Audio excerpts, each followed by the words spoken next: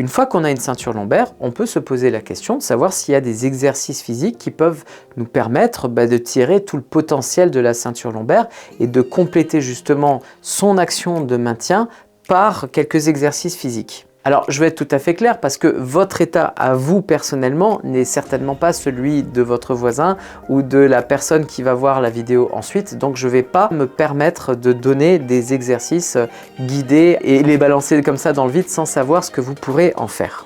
Malgré tout, il y a quand même quelques petites choses qu'on peut faire avec une ceinture sans risquer grand-chose. Pour ça, je vais la mettre. La première chose tellement importante à faire lorsqu'on a une ceinture avec le fameux double serrage, c'est de ressentir cet effet d'auto-agrandissement que l'on a grâce à cet effet sablier provoqué par le double serrage.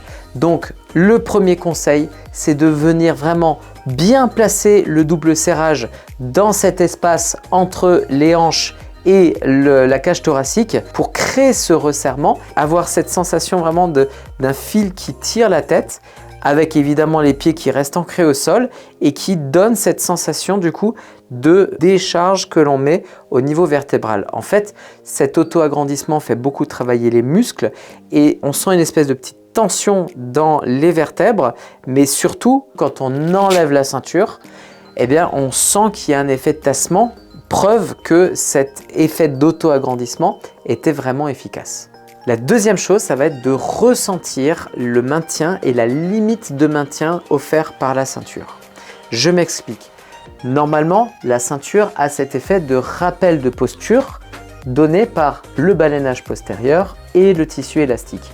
Donc, quand je vais me pencher en avant, à un moment donné, je vais mettre en tension le tissu élastique et je vais commencer à sentir le balayage qui décolle derrière. Le balayage, quand il est suffisamment rigide et bien conformé, il va commencer à décoller par le haut. Et donc quand je sens ça, je sens que je suis en limite. Et je dois me dire que cette limite-là, c'est la limite que je dois avoir moi pour mon mouvement. Et donc ça veut dire que si par exemple je porte ma ceinture mais que je dois ramasser un objet par terre, je vais pouvoir utiliser ma ceinture comme le ferait un haltérophile pour vraiment ressentir sur ma paroi abdominale le bon geste et la bonne posture que je dois adopter. Vous savez, on a souvent entendu qu'il faut descendre avec les genoux. Eh bien, c'est vrai et c'est pas vrai en même temps. Parce que si vous êtes limité dans vos mouvements, vous n'allez pas descendre pour ramasser cet objet comme un haltérophile comme ça. Au contraire, ce que vous pouvez faire, c'est justement garder votre dos relativement droit et puis vous allez pouvoir faire un mouvement par exemple de fente où vous allez avancer votre pied et puis venir ce qu'on appelle en chevalier servant.